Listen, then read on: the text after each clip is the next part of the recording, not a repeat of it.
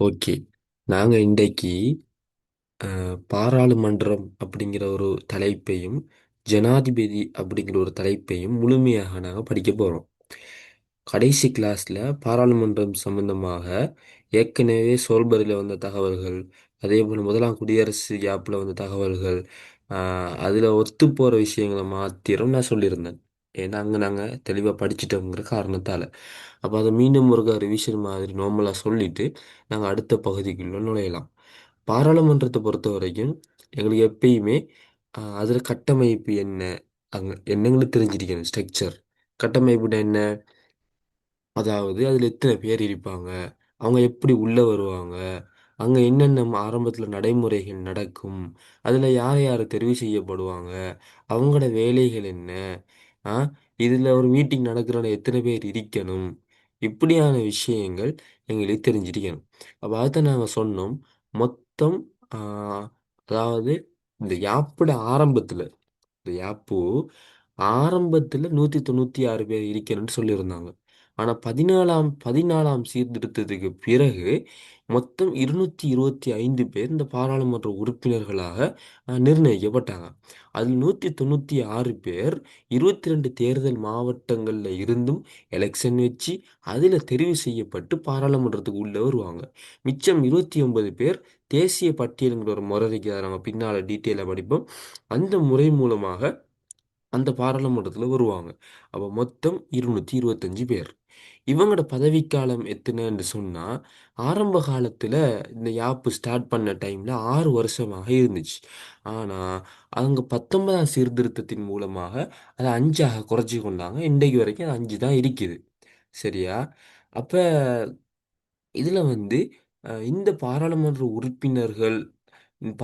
உறுப்பினர்களோட பதவி எப்படியெல்லாம் பறிபோகும் அப்படின்ட்டு நாங்கள் பார்த்துருந்தோம். அதாவது அதில் யாராவது ஒரு ஆள் 2 வருஷம் ஜெயிலில் இருந்தா பறிபோகும்.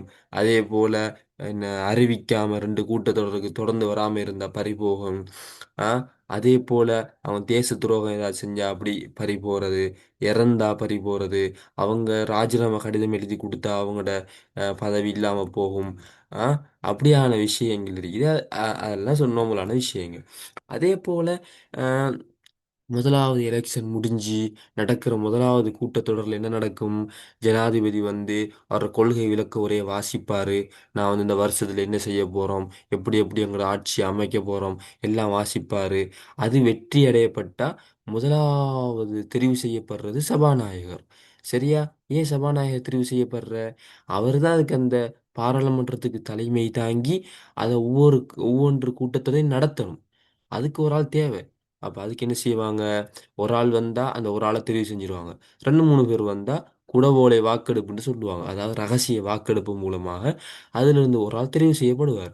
அவர் தெரிவு செய்யப்பட்டதுக்கு பிறகு தான் இந்த கட்சிங்கிறத மறந்து நடுநிலைமையாக செயற்படணும்.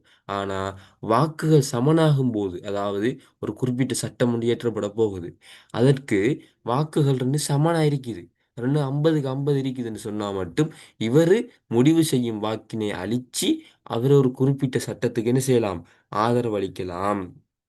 அப்ப இப்படியான விஷயங்கள் சபாநாயகர்னு பார்த்தோம். அதே போல் செயலாளர் நாயகம்னு ஆள் இருக்கிறாரு. இவர் வந்து ஒரு அரசாங்க அதிகாரி உண்டு. பதவி ரீதியாக ஜனாதிபதியால் முன்மொழியப்பட்டு இந்த அரசியலமைப்பு பேரவையோட உதவியோட அவர் தெரிவு செய்யப்படுவார். அவரோட வேலை என்ன? ஆஹ் இந்த இன்றைக்கு மீட்டிங்கில் என்னென்ன பேசுகிற, இன்றைய இந்த தீர்மானிக்கிறது. இன்றைய வந்து பட்டியலில் என்னென்ன விஷயங்கள் நம்ம சேர்த்துக்கொள்வோம், இந்த விவாதத்துக்கு என்னென்ன விஷயங்கள் சேர்த்துக்கொள்வோம், இன்றைக்கு வந்து நடக்கிற மீட்டிங் பதிவுகளை பேணுறது, ஆ, சர்வதேச ஒப்பந்தங்கள் உடன்படிக்கைகள் அந்த இதுகளை பேணுறது, முழு விவாதங்களையும் ரெக்கார்டிங்குகளை அதில் இதுகளை பேணி ரெக்கார்டிங்களை பாதுகாத்து கொள்வது, இப்படியான வேலைகள் அவருக்கு இருந்துச்சு. சரியா? அதே போல் குழுக்களின் தலைவர்கள் ஆ அதெல்லாம் என்ன செய்வாங்கன்னு சொன்னால் அந்த முதலாவது கூட்டத்தொடரில் தெரிவு செய்வாங்க. அப்ப இதுதான் இதில் இருக்கிற விஷயங்கள். இதெல்லாம் நாங்கள் நேற்று படிச்சிருந்தோம். இதெல்லாம் நாங்கள் நேற்று படிச்சிட்டோம். சரி. பாராளுமன்றத்தை கலைக்கிற விஷயங்கள் சம்மந்தமாக நான் கொஞ்சம் தெரிஞ்சுக்கொள்ளணும். அப்படின்டா இப்போ நாங்கள் எங்களுக்கு ஏற்கனவே தெரிஞ்ச விஷயம்தான். பாராளுமன்றம் அப்படிங்கிறது சட்டங்களை இயற்றத்துக்காக உருவாக்கப்பட்ட சபை தானே. இந்த சபையை கலைச்சி விடலாம். இப்ப அதாவது இதுல உருவாக்கப்பட்ட நோக்கத்துக்கு மாறாக நடக்குது அப்படின்னா, இங்க இருக்கிற எம்பிக்கள் சரியில்லாம போறாங்க, அல்லது அவங்களோட திட்டங்கள் பிழையாகி கொண்டு போகுது அப்படின்ட்டு ஜனாதிபதி கருதினா என்ன செய்யலாம் அப்படின்னா அதை கலைச்சி விடலாம். ஒன்று ஜனாதிபதி கருதினாலும் கலைக்கலாம், அல்லது அந்த பாராளுமன்ற உறுப்பினர்கள்லேயே பெரும்பான்மையான ஆட்கள் ஒரு மூணில் ரெண்டு பங்குனர் எங்களை கலைச்சி விடுங்க, இது சரியா போகலைன்னு சொன்னாலும் கலைக்கலாம். சரியா? அதே போல எங்களுக்கு தெரியும், இந்த வரவு செலவு திட்டம் ரெண்டாவது முறை தோற்கடிக்கப்பட்டா பாராளுமன்றம் கலைஞ்சிரும். சரியா? அப்ப இப்படியான சந்தர்ப்பங்கள்ல இந்த பாராளுமன்றம் கலையும். அப்ப அதை பத்தி நான் பார்க்க போறோம். சரியா? இப்ப நான் உங்களுக்கு சின்ன ஒரு உதாரணம் ஒன்று சொல்றேன். இப்ப அனுரகுமார் திசாநாயக்க தானே, அவர் அனுரகுமார் திசாநாயக்க ஜனாதிபதி எலெக்ஷனுக்கு போட்டிடுறாரு. போட்டியிட்ட டைம்ல ஜனாதிபதி எலெக்ஷனுக்கு போட்டியிட்ட டைம்ல அவரை பெரும்பான்மையான மக்கள் ஏற்றுக்கொண்டு தெரிவு செய்கிறாங்க. இப்ப இவர் பாராளுமன்றத்துக்கு போனா அங்க இவர்ட கட்சியில யாரும் இல்ல. மூணே மூணு பேர் இருக்கிறாங்க. மத்த எல்லாம் வேற கட்சி. இப்ப நிர்வாகத்துறைக்கு பொறுப்பு இவரு, சட்டத்துறை பாராளுமன்றத்துக்கு பொறுப்பு இன்னும் வேறவங்கன்னு சொன்னா அதை கொண்டு போற கஷ்டம். உடனே அனுரகுமார் என்ன செஞ்சாரு, பாராளுமன்றத்தை கலைச்சு விட்டாரு. அப்படின்னா இது கலைச்சு விடுறா என்ன, எல்லாரும் போங்க அப்படின்னு சொல்லி கலைச்சு விட்டாச்சு.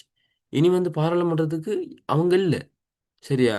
இப்போ உதாரணமா உங்களோட ஸ்கூல்ல ஸ்கூல்ல என்ன உங்களை விட்டு உங்களை ஸ்கூலோட நிப்பாட்டுற மாதிரி, உங்களோட கிளாஸ் ரூம் மட்டும் என்ன செய்றாங்கன்னா, உங்களோட வகுப்பு மட்டும் கொலப்படின்னு சொல்லி உங்களோட வகுப்பு அப்படியே நிப்பாட்டி விடுற மாதிரி அனுரகுமார் என்ன செய்றாரு, அந்த பாராளுமன்றத்தை அப்படியே கலைச்சி விடுறாரு.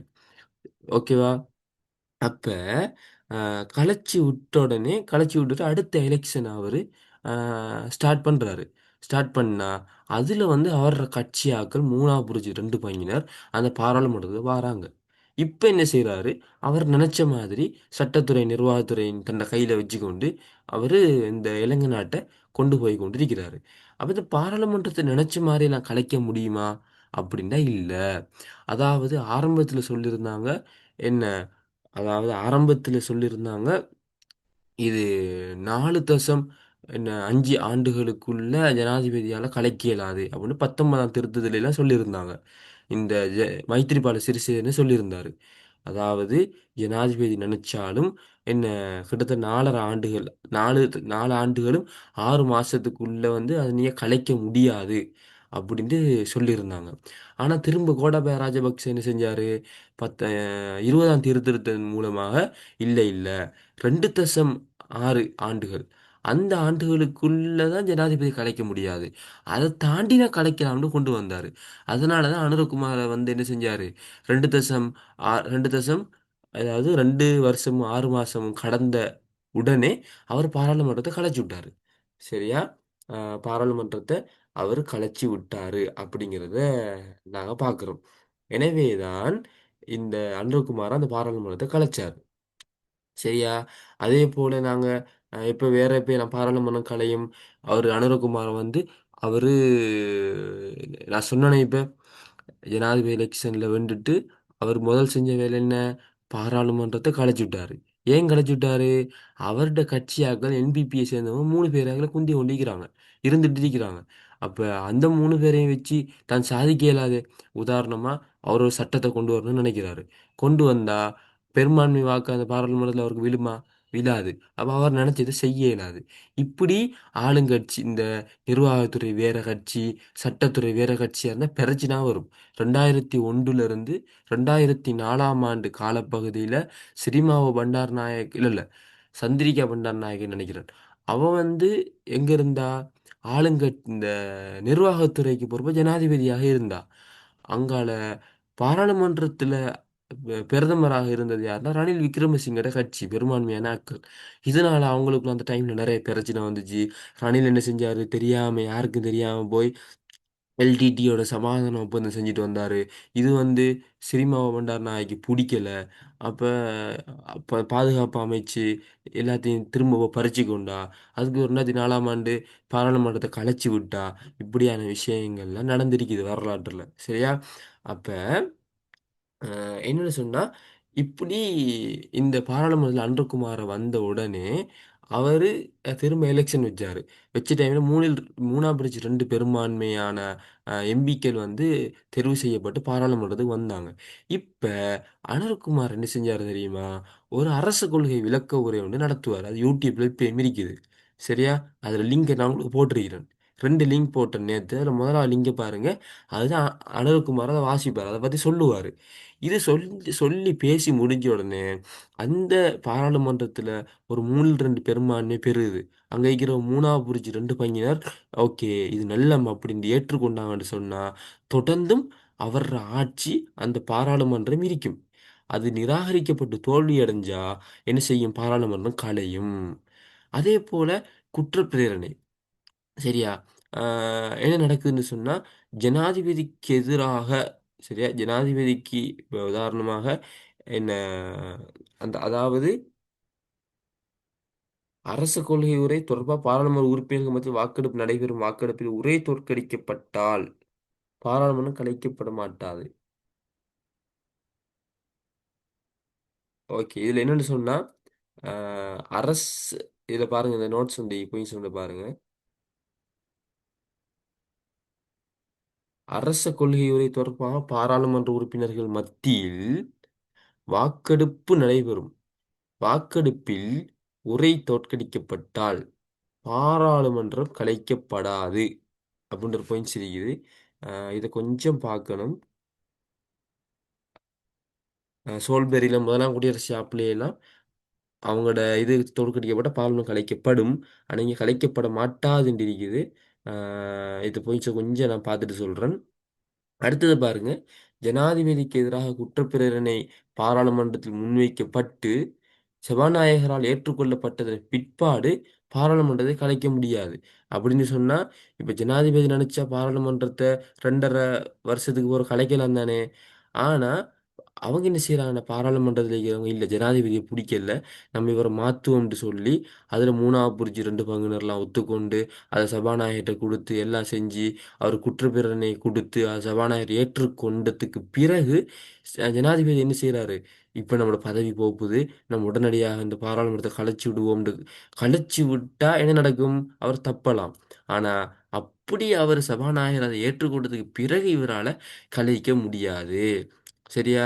அதே போல வருடாந்த வரவு செலவு திட்டம் விவாதிக்கப்பட்டு அது தோல்வி அடைஞ்சா கலைக்க இயலாது. 2வது முறையும் தோல்வி அடைஞ்சா பாராளுமன்றம் கலையும். சரியா? அப்ப அந்த விஷயத்த பாருங்க. அஹ், சரி. அப்ப இதான் இது பாராளுமன்றம் கலைக்கப்படுற விஷயம். சரி, பாராளுமன்றத்தை ஒத்தி வைக்கிறது. ஒத்தி வைக்கிறேன்னு சொன்னா உங்களுக்கு தெரியும் எப்படின்னு சொன்னா இவர் பிரமதாச பிரமதாசன சஜித்ர வாப்பான்னு நினைக்கிறேன். சரியா? அப்ப இவர் என்ன செய்யறாரு? ரணசிங்க பிரமதாச, சரியா, ஆட்சியில் இருக்கிற டைம்ல இவரை வந்து ஜனாதிபதியாக பிடிக்கல. அந்த டைம்ல இருந்த பாராளுமன்றத்தில் இருந்த எம்பிக்களுக்கு இவரை பிடிக்கல. அப்ப இவரை பதவியை விட்டு நீக்கணுங்கிறதுக்காக ஒரு குற்றப்பிரேரணை கொண்டு வந்து பேசிக்கொண்டு போறாங்க.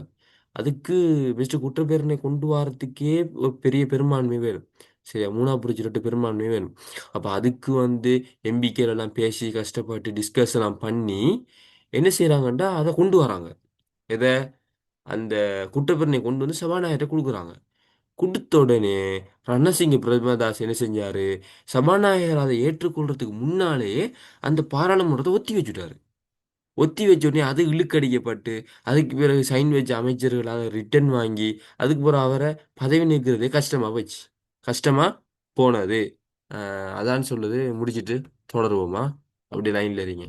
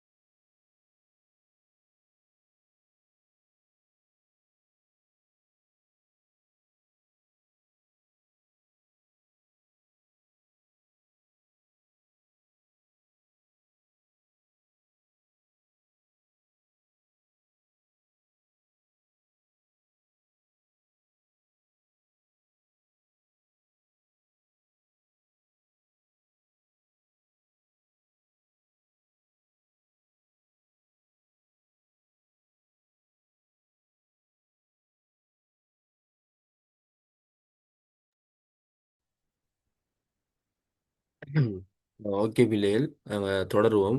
ஏற்கனவே சொன்னேன் தானே உங்களுக்கு, அந்த அரச கொள்கைகளை தோற்கடிக்கப்பட்ட கலையிற விஷயம் சம்பந்தமா. அது என்னன்னு சொன்னா, இந்த நம்மட வெஸ்ட்மினிஸ்டர் முறை இருந்துச்சு தானே, அதாவது சோல்வரி அரசியல் யாப்பு, முதலாம் குடியரசு அரசியல் யாப்பு. இதுல வந்து வெஸ்ட்மினிஸ்டர் யாப்பு முறை தான் இருந்துச்சு, அப்படின்னா பிரதமர் தலைமையிலான ஆட்சி. அப்ப இவங்கட அந்த சிஸ்டத்துல தான் என்ன, சிம்மாசன உரை அல்லது அரச கொள்கை உரை தோற்கடிக்கப்பட்ட உடனே அந்த அரசாங்கம் தோல்வி அடைஞ்சதாக கருதப்பட்டு பிரதமர் என்ன செய்வாரு, அந்த இடத்துல இந்த பாராளுமன்றத்தை கலைச்சிடுவாரு. கலைச்சிட்டு அடுத்த எலெக்ஷனும் டேட் அறியப்படும். ஆனா ரெண்டாம் குடியரசு யாப்பு வந்து கோல்டிஷ் முறைன்னு சொல்லுவாங்க.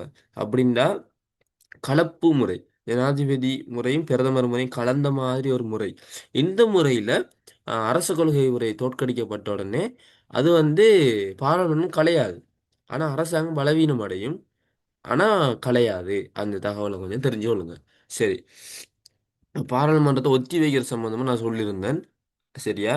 அப்ப இதுல என்னன்னு சொன்னா, பாராளுமன்றத்தை வந்து ஜனாதிபதி என்ன செய்யலாம் அப்படின்னா அதை ஒத்தி வைக்கலாம். ஒத்தி வைக்கலாம். ஆனா கால வரையறை இல்லாம ஒத்தி வைக்கிற அதிகாரம் அவருக்கு இல்லை. ஆக கூடினது 2 மாசத்துக்கு அந்த பாராளுமன்றத்தை ஒத்தி வைக்கலும்.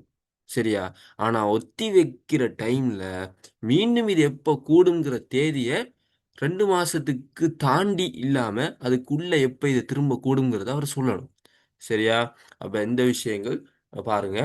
அடுத்து, ஒத்தி வைக்கப்பட்டுள்ள பாராளுமன்றத்தை ஒத்திவைப்பு காலம் முடியும் முன்னர் ஜனாதிபதி நினைச்சா அதை திரும்ப என்ன செய்ய இயலும். அதாவது மீண்டும் கூட்டலாம். ஆனா மீண்டும் கூட்டுற திகதியை ஒத்திவைத்த பிரகடன திகதியிலிருந்து 3 நாட்களுக்கு குறைந்ததாக இருக்கக்கூடாது. சரியா? அப்பதான் ஒத்தி வச்சுட்டு திரும்ப 3 நாளைக்குள்ள திரும்ப கூட்டிடாது. அப்ப ஆம், ஒத்திவைக்கப்பட்ட பாராளுமன்றம் திரும்ப கூடும்போது கடைசியாக பேசப்பட்ட விஷயத்துல இருந்துதான் தொடர வேண்டும். அப்ப இதை பாருங்க. ஒத்தி வைக்கிறோம்னா என்ன? இப்போ உதாரணமா நம்ம வந்து இப்போ கிளாஸ் நடந்து கொண்டிருக்கிறோம். கிளாஸ் நடத்தி கொண்டிருக்கிறோம். நம்ம என்ன செய்கிறோம்? இப்போ நாலு 26 கிளாஸை ஒத்தி போடுறோம். இப்போ எனக்கு ஒரு சின்ன ஒரு வேலையாக இருக்குது, எனக்கு வந்து ஒரு கொஞ்சம் தலைவலியாக இருக்குது, நம்ம கிளாஸை ஒத்தி போடுவோம் அப்படின்ட்டு நான் கிளாஸை நிப்பாட்டிடுறேன். நிப்பாட்டிட்டு, ஆனால் ரூல்ஸ் ஒன்று இருக்குது. கிளாஸை நிப்பாட்டினா திரும்ப 2 மாதத்துக்குள்ளே என்ன செய்யணுமாம்? 2 மாதத்துக்குள்ள கிளாஸை நான் திரும்ப கட்டாயம் வச்சே ஆகணும். ஒத்தி போட்டால் வருஷம் ஃபுல்லாகவே ஒத்தி போடுறதில்ல. 2 மாதத்துக்குள்ள நான் கிளாஸை வச்சே ஆகணும். ஆனால் நான் நினச்சா என்ன செய்யலாம்? இந்த அதுக்கு முதலும் 2 மாதத்துல நான் ஒத்தி வைக்கிறதுக்கும் டேட்டை சொல்லணும். உதாரணமாக உங்களுக்கு 8ஆம் மாதத்துல திரும்ப இந்த கிளாஸ் நடக்கும் அப்படின்னா ஒத்தி வைக்கிறேன். ஒத்தி வச்சுட்டு திரும்ப இல்லை நான் யோசிக்கிறேன், அந்த பிள்ளைகளுக்கு எக்ஸாம் இருக்குது, அவ்வளோ காலம் வந்து போகிறது சரியில்லை, அப்போ திரும்ப மெசேஜ் பண்ணி இல்லை இல்லை நாளை இது என்ன நாளை கிளாஸ் இருக்குது அப்படி சொல்லலாது. சரியா? திரும்ப முன்னுக்கு போடுறதுக்கு வாய்ப்பு இருக்குது. அந்த அதிகாரம் இருக்குது. ஆனா 3 நாளைக்குள்ள அது செய்ய இயலாது. ஒரு உதாரணமா ஒரு 4 நாள் கழிச்சு திரும்ப சொல்றோம். 4 நாள் கழிச்சு கிளாஸை நம்ம ஒத்தி வச்சது திரும்ப செய்வோம் அப்படின்னு சொல்றோம். சொன்னா அந்த கிளாஸை வந்து நம்ம எதுல விட்டோமோ அதுல இருந்து தான் தொடங்கணும். சரியா? அதைத்தான் இதுல சொல்றாங்க. அதான் அந்த ஒத்தி வைக்கிற சம்பந்தமானது. அடுத்து பாராளுமன்ற செயலாளர். இதை நான் உங்களுக்கு சொல்லியிருந்தேன். ஒரு அரசாங்க அதிகாரி, ஒரு 60 வயசு வரைக்கும் நன்னடத்தையில் இருந்த பதவியில் அவர் இருக்கலாம். இவர சம்பளம் எல்லாம் அதுல இது கொடுப்பாங்க. அஹ் அரசாங்க அதிகாரிகளுக்கு கொடுக்குற மாதிரி திரட்டு நிதியில தீர்மானிக்கப்பட்டு கொடுப்பாங்க. பதவி காலத்தின் போது இவருக்கு சம்பளம் குறைக்கப்படலாகாது. இவர பணிகள் இதுல பாருங்க. குழு நடவடிக்கைகள் அறிக்கைப்படுத்துறது, என்னென்ன நடந்துச்சு, யார் யார் என்ன பேசினாங்க, அறிக்கைப்படுத்துறது, அதெல்லாம் வந்து பாதுகாத்து வச்சுக்கொள்றது. அதே போல என்னென்ன நிகழ்ச்சி நேரில் சேர்க்கணும், என்னென்ன டிபேட் பண்ணணும், அந்த விஷயங்களை அவர் எழுதி கொண்டு வாரது, கூட்டத்தை திட்டமிடுறது, அதை ஒழுங்குபடுத்துறது, அந்தந்த விஷயங்கள் எல்லாம் இவர கடமையாக இருக்குது. சரியா? இப்ப இந்த பாராளுமன்றத்துல சட்டவாக்கு அதிகாரம் என்ன, நிர்வாக அதிகாரம் என்ன, நீதி அதிகாரம் என்ன அப்படின்னு படிக்க போறோம். இதுவுமே ஏற்கனவே நாங்க படிச்ச யாப்புகள்ல இருக்கிற விஷயங்கள் தான். ஆனா இங்க கொஞ்சம் என்ன நீளமாக அதை நாங்க பார்க்க வேண்டியிருக்குது. சரியா? சரி. இப்ப நாங்க அஹ், இதுல ஒவ்வொரு அதிகாரமாக பார்ப்போம். சரி. பாராளுமன்றத்துல சட்ட வாக்கு அதிகாரம் பாருங்க. இரண்டாம் குடியரசு அரசியல் அமைப்பில் கீழ் இறைமை அதிகாரத்தை நடைமுறைப்படுத்தும் ஒரே நிறுவனம் பாராளுமன்றம் மட்டுமின்றி அரசியலமைப்பின்படி சட்டவாக்க அதிகாரம் மக்களினால் தெரிவு செய்யப்பட்ட பிரதிநிதிகளை உள்ளடக்கிய பாராளுமன்றத்தின் மூலமும் பொதுமக்கள் கருத்து கணிப்பின் போது மக்களினாலும் செயலுறுத்தப்படும். அதாவது நாங்கள் சோல்பெரி அரசியல் யாப்பு முதலாம் குடியரசு அரசியல் யாப்பில் எப்படி படித்தோம்? அங்கே இந்த மக்களவை கீழ் எப்படி வரும்? மக்கள்கிட்ட இருக்கிற சட்டவாக்க அதிகாரம் மக்களால் தெரிவு செய்யப்பட்ட தேசிய அரசு பேரவை மூலம் மட்டுமே நடைமுறைப்படுத்தப்படும் அப்படின்னு அங்க படிச்சிருப்போம். இங்க எப்படின்னு சொன்னா, இங்கேயும் மக்களால் தெரிவு செய்யப்பட்ட பாராளுமன்றத்தாலேயும் அது நடைமுறைப்படுத்தப்படும். அதே நேரம் சில முக்கியமான சட்டங்களுக்கு என்ன நடக்கணும்னு சொன்னா, திரும்ப எல்லா மக்கள்ற ஒப்புதலும் வேணும். எப்படி பாராளுமன்றத்தில் ஒப்புதல் வேணுமோ அதே போல ஒட்டுமொத்த இலங்கை மக்களோட ஒப்புதலும் தேவைப்படும். அதுக்கு என்ன செய்வாங்க? ஆமா இல்லையா அப்படின்னு திரும்ப ஒரு எலெக்ஷன் மாதிரி வைப்பாங்க. அதில் ஆம்ங்கிறது கூட வந்தால் அந்த சட்டம் என்ன அமுல்படுத்தப்படும், இல்லைங்கிறது கூட வந்தால் அது அமுல்படுத்தப்படாது. உதாரணமாக இலங்கையில் சில யாப்புக்களோட சரத்துகள் இருக்குது. 1, 2, 3, 9 இப்படி நிறைய இது இருக்குது. இந்த நம்பரில் இருக்கிற ஏதாவது ஒரு யாப்பில் இருக்கிற விதியை மாற்றணும்னு சொன்னால் அது கட்டாயம் பாராளுமன்றத்தில் 3/2 பெரும்பான்மை வேணும். அதே நேரம் இந்த ஒட்டுமொத்த இலங்கை மக்களில் பெரும்பான்மையானாக்கள் அதுக்கு ஓம்னு சொல்லணும். சரியா?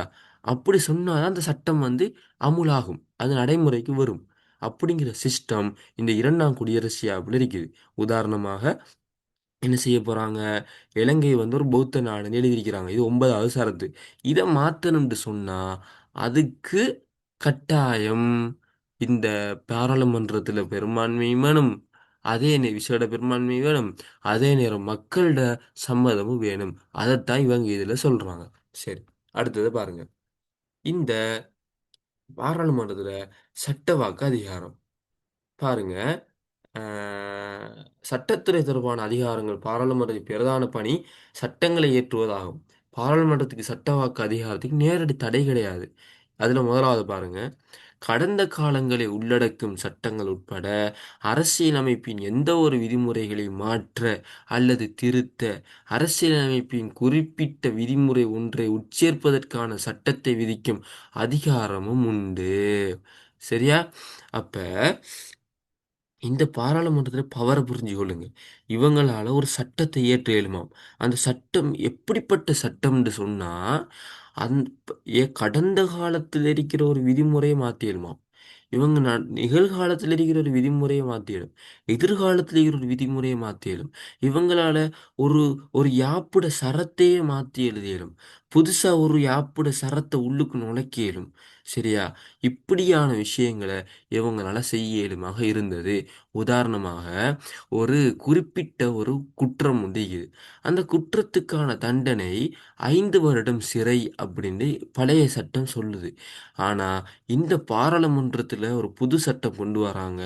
இல்ல இல்ல, இனிமேல் அந்த பிழை செஞ்சா 10 வருஷம் சிறை தண்டனை கொண்டு வராங்க. கொண்டு வந்தா அந்த சட்டம் ஏற்கனவே ஒரு ஆள் அந்த குற்றத்துக்கு கைது செய்யப்பட்ட 5 வருஷம் ஜெயில இருந்தா இப்ப அது பழைய சட்டம் தானே. இப்ப அவருக்கு இல்ல இல்ல, இந்த சட்டம் புதுசாக தான் நீங்க ஏற்றிருக்கிறீங்க, எனவே எனக்கு 5 வருஷம் தான் ஜெயில்னு சொல்ல இயலாது. கடந்த காலத்துக்கு அது இம்ப்ளிமெண்ட் ஆகும். அவர் இனி 10 வருஷத்துக்கு அந்த ஜெயிலில் அந்த தண்டனைக்கு அவர் இருக்கணும்.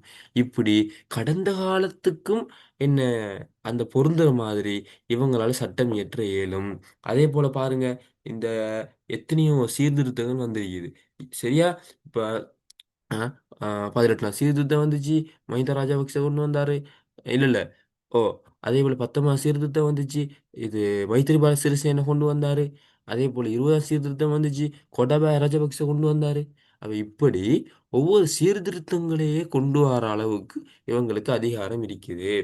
ஆனால் எவ்வாறாயினும் அரசியலமைப்பில் அல்லது அதில் ஏதேனும் பகுதி ஒன்றில் நடைமுறையை இடைநிறுத்துவதற்கான சட்டம் ஒன்றை விதித்தல் அல்லது நடைமுறையில் உள்ள அரசியலமைப்பினை புதிய அரசியலமைப்பை கொண்டு மாற்றீடு செய்தாலே ஒழிய அரசியலமைப்பு சட்டத்தை முழுமையாக நீக்கு சட்டத்தை ஆக்க முடியாது. சரியா? இனி அரசியலமைப்பு செல்லுபடியாகாதுன்னு ஒரு புதுசா வார ஆட்சி நீக்க இயலாது. ரெண்டாம் குடியரசு யாப்பை ரத்து செய்கிறோம் அப்படின்னு ரத்து செய்ய இயலாது. அவங்க அப்படின்னா இன்னொரு யாப்பை கொண்டு வந்து தான் அதை நீக்க முடியும். சரியா? அப்ப இதை பாருங்க.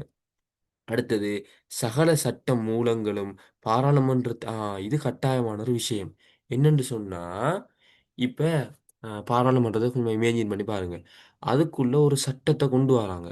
கொண்டு வந்தா, சரியா, கொண்டு வந்தா 7 நாளைக்குள்ள 7 நாளைக்குள்ள என்ன செய்வாங்க அப்படின்னா, குறைஞ்சது 7 நாளைக்கு முன்னர், 19 தேதியில 14 நாளைக்கு முன்னர்னு இருந்துச்சு.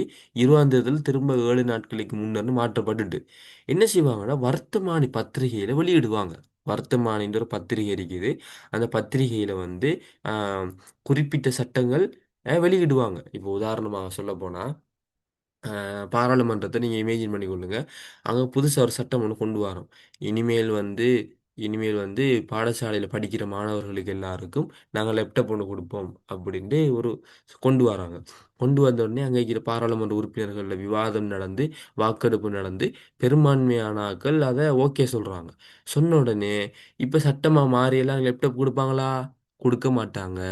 என்ன செய்வாங்கண்டா, அதை பெஸ்ட்டுக்கு ஒரு 7 நாளைக்கு முதல், சரியா, குறைஞ்சது 7 நாட்களுக்கு முதல், இந்த 19 திருத்தத்தில் 14 நாளைக்கு முதல்னு சொல்லியிருந்தாங்க.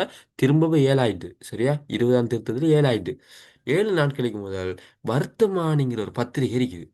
அதில் வெளியிடணும். வெளியிட்டா இலங்கையில் இருக்கிற எல்லா மக்களும் அதை பார்வையிடலாம். சரியா, பார்வையிடலாம். பார்வையிட்டதுக்கு பிறகு 7 நாளைக்கு பிறகுதான் அதை அவங்க சட்டமாக அறிவிச்சு அதை இம்ப்ளிமெண்ட் பண்ணணும். ஏன் அப்படி செய்யணும்? ஏன் அவங்க வர்த்தமானியில வெளியிடணும் அப்படின்னு ஒரு சந்தேகம் வரலாம். ஏன்னு சொன்னா, அந்த டைம் தான் மக்களுக்கு அதில் ஒரு பிரச்சனை இருந்தா, அதில் இருக்கிற இலங்கையில் இருக்கிற அறிவாளிகள் புத்திஜீவிகளுக்கு ஏதாவது ஆட்சேபனை இருந்தா, அது பிடிக்காட்டி, இது நாட்டு நலனுக்கு பாதிப்புன்னு அவங்க கருதினா, அவங்க உயர் நீதிமன்றத்தில் வழக்கு போடலாம். அங்கே விசாரிச்சு அது யாப்புக்கு முரண்டு தீர்ப்பு கொடுத்தா இங்கே வந்து திரும்ப அந்த சட்டத்தை கொண்டு வர இயலாது. முதலாம் குடியரசு யாப்பில் தான் திரும்ப அரசியலமைப்பு நீதிமன்றம் சொன்னாலும் 3/2 பெரும்பான்மை மூலம் சட்டமாக்கலாம். சரியா? ஆனா இங்க வந்து அந்த வேலை செய்ய இயலாது. எப்படி சோல்பெரி ஆப்பில் நீதி புனர அதிகாரம் இருந்துச்சோ அதே போல இங்கேயும் என்ன செஞ்சிருவாங்கண்டா, அந்த 7 நாளைக்குள்ள சொன்னா அந்த சட்டத்தை இல்லாமக்கிடுவாங்க. ஆனா இது ஒரு குறையாத்தான் காணப்பட்டுச்சு. ஏண்டா, அதுக்குள்ள மக்கள் எல்லாரும் பார்ப்பாங்க அப்படின்னு சொல்ல இயலாது. அதே நேரம் இது ஒரு சட்டமாக்கப்பட்ட பின்னர் எதுவும் செய்யலாம். எந்த நீதிமன்றம் நினைச்சாலும் அந்த சட்டத்தை மாற்ற இயலாது. அப்படி ஒரு ஒரு போக்கும் இதில் இருந்துச்சு. அது விமர்சனமாக பார்க்கப்படுது. சரியா?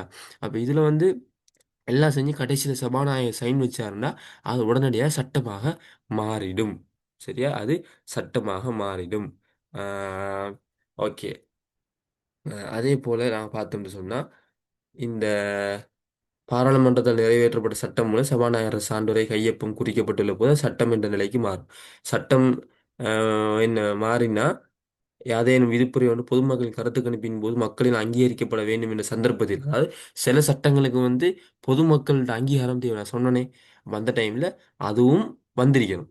பொதுமக்கள்கிட்ட இதுவும் வந்து பாராளுமன்றத்திலேயும் பெரும்பான்மை இருந்தாதான், விசேட பெரும்பான்மை இருந்தாதான் என்ன நடக்கணும்னு சபாநாயகர் சைன் பண்ணுவார்.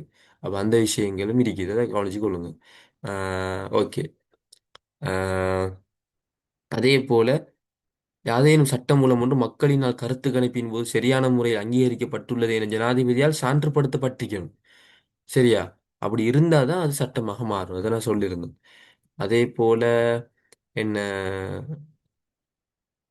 உயர் நீதிமன்றம் முன்புணராய்வை மட்டுமே மேற்கொள்ள முடியும். அது என்ன முன்புணராய்வு அப்படின்னா, சட்டமாகறதுக்கு முன்னுக்கு அதை வந்து ஆராய்ச்சி பண்ணி இது யாப்புக்கு முரண் இல்லையான்னு சொல்ல இயலும். அதான் நீதிமன்றம் முன் புனராய்வுன்னு சொல்லுவாங்க. நீ சட்டம் வாரது முன்னையே புனராய்வு செய்யற. பார்த்து நான் இப்போ உங்களுக்கு சொன்னேன். சரியா? ஆஹ் அப்ப இன்னொரு விஷயம் என்னன்னு சொன்னா, ஜனாதிபதிக்கு ஒரு அதிகாரம் இருக்குது. அவர் நினைச்சாலும் ஒரு சட்டத்தை கொண்டு வரையலும். எப்படின்னா பாராளுமன்றத்தை சொல்லி பார்ப்பாரு. கேட்கல. அவர் சொல்லுவாரு, இது நாட்டுக்கு தேவைடா கேளுங்கடா அப்படிம்பாரு.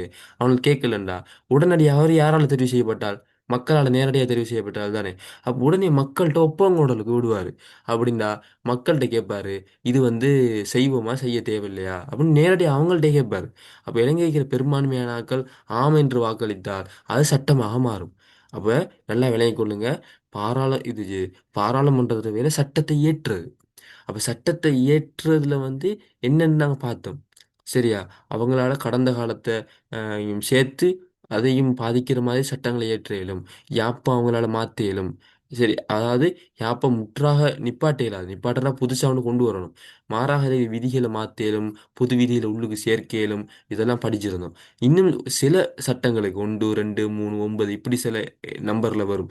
இந்த யாப்பிளைகள் விதியை மாத்திரண்டா அங்க விசேட பெரும்பான்மை 3/2 பெரும்பான்மை வேணும். அதே நேரம் மக்களும் அதை ஒத்துக்கொள்ளணுங்கிற விஷயத்தையும் நாங்க பார்த்திருந்தோம். அதே போல ஒரு சட்டம் வந்து அவங்க செய்யறன்னு சொன்னா 7 நாளைக்குள்ள வர்த்தமானில வெளியிடணும். அதுல வந்து நீதி முன்புணராய அதிகாரம் நீதிமன்றத்துக்கு இருக்குது. அப்ப மக்கள் யாராவது வழக்கு போட்டாங்கன்னா உடனடியாக அது ஆராய்ச்சி செய்யப்பட்டு யாப்புக்கு முரண்டு சொன்னா முரண்டு தீர்ப்பளிக்கப்படும். தீர்ப்பளிக்கப்பட்ட அந்த சட்டங்கள் வர முடியாது. அப்படி தீர்ப்பு யாப்புக்கு முரண் இல்லைன்னு சொன்னா அந்த சட்டம் என்ன செய்யும்? நடைமுறைக்கு வரும். அப்ப இப்படியான விஷயங்கள் இதுல இருக்குது. அதை பாருங்க. இதான் விஷயம். அடுத்து நிர்வாகத்துறை. நிர்வாகத்துறையை பொறுத்த வரைக்கும் நிர்வாகத்துறைக்கு பொறுப்பான அமைச்சரவை பாராளுமன்றத்துக்கு கூட்டாக பொறுப்புடையது. இது வந்து எல்லா யாப்பிலையும் படிக்கிறது தான். இதன்படி அமைச்சரவை மீது நம்பிக்கையில்லா தீர்மானத்தை கொண்டு வந்து நிறைவேற்றுவதன் மூலம் அமைச்சரவை பதவி நிற்கும் அதிகாரம் பாராளுமன்றத்துக்கு உண்டு. எல்லா யாப்பிலையும் படிக்கிற விஷயம்தான். அமைச்சரவை தொடர்பாக கேள்வி கேட்கும் அதிகாரம் பாராளுமன்றத்துக்கு உண்டு. அதுக்கு அமைச்சரவை பதிலளிக்க வேண்டிய கடமைப்பாடு உண்டு. நிதியை செலவிடல், வரிகளை அறவிடல், வரி செலவு திட்டம் அங்கீகரித்தல், நிராகரித்தல் தொடர்பான நிதி அதிகாரத்தை பாராளுமன்றம் கொண்டுள்ளது. பிள்ளைகள், இந்த நோட்ஸ் வந்து சோல்வரியில் அப்படியே இருக்குது. முதலாம் குடியரசு அமைப்பில் அப்படியே இருக்குது. சரியா? ரெண்டாம் குடியரசு அமைப்பில் அது அப்படியே வந்திருக்குது. எனவே ஓவராக அதுக்கும் இதுக்கும் என்ன என்ன அங்கேயும் பாடமாக்கி இங்கேயும் பாடமாக்கி குழப்ப தேவையில்லை. அதே விஷயம். சரி, அடுத்த நீதித்துறை. உயர் நீதிமன்றம், மேன்முறையீட்டு நீதிமன்றம், நீதிமன்றம் என்பவற்றின் நீதிபதிகளை பதவி நீக்கும் தீர்மானம் பாராளுமன்றத்தில் நிறைவேற்றப்பட வேண்டும். மேலும் ஒருவர் செய்த குற்றத்திற்காக அல்லது குடியியல் அந்தஸ்தை பறிக்கும் தீர்மானத்தை 3/2 பெரும்பான்மை மூலம் அங்கீகரிக்கும் அதிகாரம் உண்டு. இதன்படி 7 ஆண்டுகளுக்கு மேற்படாத காலப்பகுதி குடியியல் தகுதியினத்தை விதிக்கும் அதிகாரம் உண்டு. உதாரணமாக சிரிமா பண்டாநாயக நடந்தது. அதாவது இது நீதித்துறை அதிகாரத்தை பொறுத்த வரைக்கும் இவங்களால என்ன உயர் நீதிமன்றத்தில் நீதிபதியா இருக்கலாம். என்ன சுப்ரீம் கோர்ட், அதேபோல் மேன்முறையீட்டு நீதிமன்ற நீதிபதியா இருக்கலாம். மேல் நீதிமன்ற நீதிபதியா இருக்கலாம். இவங்கெல்லாம் பெரிய பெரிய ஆட்கள் தானே. இவங்க வந்து இவங்க சரியா போகல, இவங்க வந்து நீதியா நடக்கலைன்னு சொன்னா பாராளுமன்றத்துக்கு ஒரு அதிகாரம் இருக்குது. அங்க 3/2 பெரும்பான்மை எடுத்து அவங்கள பதவி நீக்கலாம் தகுந்த காரணத்தோட. சரியா? அப்ப இது வந்து பாராளுமன்றத்தில் இருக்கிற நீதித்துறை அதிகாரம்னு சொல்லலாம். அதே போல ஒரு மனிதன்ட ஒரு ஒரு பிரஜையிட குடியியல் அந்தஸ்தை 7 வருஷத்துக்கு இளைஞர சிட்டிசன் இல்லை அப்படின்னு பறிக்கிற அதிகாரம் இவங்களுக்கு இருக்குது. உதாரணம் என்ன நடந்துச்சு? ஜேவர்தன் ஆட்சிக்கு வந்தோடனே சிரிமாவோ பண்டார் நாயக்க வந்து அவட அதிகாரத்தை பிழையாக பயன்படுத்தினான்னு ஒரு குற்றச்சாட்டை வச்சு 7 வருஷம் அவனோட குடியியல் அந்தஸ்தை பறிச்செடுத்தாரு. சரியா? அவக்குண்டு சொல்லியே இந்த சட்டத்தை கொண்டு வர மாதிரி கொண்டு வந்து யாப்புல அவக்கு 7 வருஷம் பறிச்செடுத்தாரு. அதனால அவ திரும்ப எலெக்ஷன்ல போட்டியிடும் இயலாம போணுச்சு. அவளை வந்து பாராளுமன்றத்துல இருக்க கூட இயலாம போணுச்சு. திட்டம் போட்டு செஞ்சாரு. சரியா? அதான் விஷயம்.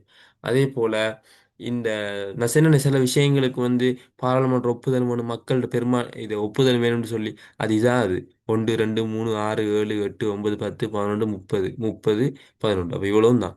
அடுத்து 62, 11. இதெல்லாம் திருத்திரண்டா என்ன வேணும்? பாராளுமன்ற பெரும்பான்மை வேணும், மக்கள்கிட்ட ஒப்பங்கூடலும் இருக்கணும். அடுத்து ஜனாதிபதியும் சட்ட வாக்குத்துறையும். ஜனாதிபதிக்கும் பாராளுமன்றத்துக்குள்ள தொடர்பு என்ன அப்படிங்கிற ஒரு விஷயம் இருக்குது. அதையும் நாங்கள் பார்த்து கொண்டு இதை முடிச்சிட்டோம்னா நாளைக்கு ஜனாதிபதி தொடங்கலாம். இன்றைக்கு தொடங்கலாம்னு நினைச்சேன். ஆனால் ஜனாதிபதி நாங்கள் தனியே படிப்போம். ஓகே. 42வது உறுப்புரை. அரசியலமைப்பு சட்டத்தின் மூலமாக மக்கள் பாதுகாப்பு தொடர்பாக நடைமுறையில் அமுலில் இருக்கும் சட்டங்கள் உள்ளடங்கலாக வேறு யாதாயினும் சட்டங்களின் கீழும் தனது அதிகாரம், பொறுப்பு, கருமங்கள் என்பவற்றை உரிய முறையில் நிறைவேற்றுவது தொடர்பில் ஜனாதிபதி பாராளுமன்றத்தை பொறுப்பு கூறுவார். பாருங்க, 42வது உறுப்புரை சொல்லுது. இப்ப நிர்வாகத்துறைங்கிறது, அமைச்சரவைங்கிறது பாராளுமன்றத்துக்கு பொறுப்பு சொல்லணும்னு நாங்கள் சோல்பரிலையும் படிச்சிருக்கிறோம், முதலாம் குடியரசு சபையிலையும் படிச்சிருக்கிறோம். ஆனா அது வந்து வெஸ்ட்மினிஸ்டர் முறை. ஆனா இது வந்து ஜனாதிபதி ஆட்சி. இது வந்து கலப்பு ஜனாதிபதி ஆட்சி முறை, கோல்டிஸ்ட் முறை. இங்க வந்து சொல்லியிருக்கிறாங்க 42வது உறுப்புல ஜனாதிபதி வந்து நிர்வாகத்துறை தானே பொறுப்பு, அவர் பாராளுமன்றத்துக்கு பொறுப்பு செல்லணும்னு சொல்லியிருக்கிறாங்க. ஆப்பிள் எழுதியிருக்கிறாங்க. ஆனா நடைமுறையில் இது நடக்கிறல்ல. ஏண்டா ஜனாதிபதி தனியா மக்களால் தேர்வு செய்யப்பட்டவர். அவர் வந்து அந்த மக்களுக்கு தான் பொறுப்பு சொல்லுவார். இங்க வந்து பாராளுமன்றத்தில் இருக்கிற எம்பிக்கள் வேறைய மக்களால் தெரிவு செய்யப்பட்டவங்க. அவங்களுக்கு அவர் வந்து நடைமுறையில பொறுப்பு செல்ல மாட்டாரு. சரியா?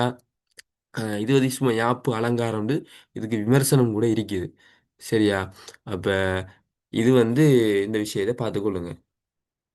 அவர் வந்து இவங்களுக்கு பெருசா பொறுப்பெல்லாம் சொல்ல மாட்டாரு. நான் ஏன் அதை செஞ்சேன், ஏன் நான் அதை செய்யல, அதெல்லாம் சொல்ல மாட்டாரு. அதே போல பாராளுமன்ற செயலாளர் நாயகத்தை நியமிக்கிற நான் சொன்னனே, அந்த ஃபைல் எல்லாம் நல்லா கவனிச்சு வைக்கிறவர், அவர் ஜனாதிபதி தான் தெரிவு செய்கிறார். ஜனாதிபதி தான் அவரை வந்து என்ன செய்வாருன்னா, ஒரு இது முன்மொழிஞ்சி அந்த தேசிய அரசியலமைப்பு பேரவை மூலமாக அவரை நியமிப்பாங்க.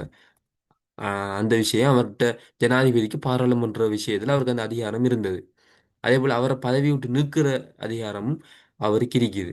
சரியா? ஆஹ் அந்த விஷயங்களை பாருங்க. அதே போல பாராளுமன்ற செயலாளர் நாயகத்துக்கு எதிராக நிறைவேற்றும் பிரேரணை ஒன்றின் மூலம் இந்த செயலாளர் நாயகத்தை பத்தி இதுல இருக்குது. அதை எப்படியெல்லாம் பதவி நீக்கலாம் இருக்குது. இன்னும் ஒரு நிமிஷத்துல நிக்க போகுது. ஆஹ் அதே போல சரி, நீங்க இந்த விஷயங்களை கொஞ்சம் வாசிங்க. அடுத்தது நிறைவேற்றுத்துறை நாங்கள் நாளைக்கு படிப்போம். இதில் நான் ஏற்கனவே சொன்ன விஷயங்கள் தான் இதில் இருக்குது. நான் ஏற்கனவே சொன்ன விஷயங்கள் தான் இதில் இருக்குது. நாங்கள் நாளைக்கு ஜனாதிபதி தனியாக படிக்கும்போது அதுலேயும் நாங்கள் பாராளுமன்றத்தில் என்னென்ன அதிகாரம் அவருக்கு இருக்குன்னு படிப்போம். அப்போ இந்தியோட நாங்கள் பாராளுமன்றத்தில் முழுசாக முடிச்சிட்டோம். இந்த கிளியராக உங்களுக்கு டக்குன்னு சொல்லுங்கள். இது நின்றுச்சுன்னு சொன்னால் குரூப்பில் போட்டு விடுங்க. சரியா? கொஞ்சம் விலங்கல்ல சார், இந்த பகுதி விலங்கல்னு சொன்னால் நாளைக்கு நான் அதை விளங்கப்படுத்துவேன். அதை பயப்படாமல் சொல்லணும். ஆஹ் இல்லாட்டி இல்லை சார், உண்மையா விளங்கிட்டுனா விளங்கிட்டு சொல்லுங்க. சரியா? உண்மையா கிளியரா சொன்ன விஷயங்கள் உங்களுக்கு புரிஞ்சிட்டா? ஓகே, இதான் பாராளுமன்றம்னு சொன்னா இப்படித்தான் முதலாம் குடியரசு அப்படி இப்படி ரெண்டாம் குடியரசு இதுல இப்படித்தான் இருக்குது. எக்ஸ்ட்ரா வந்து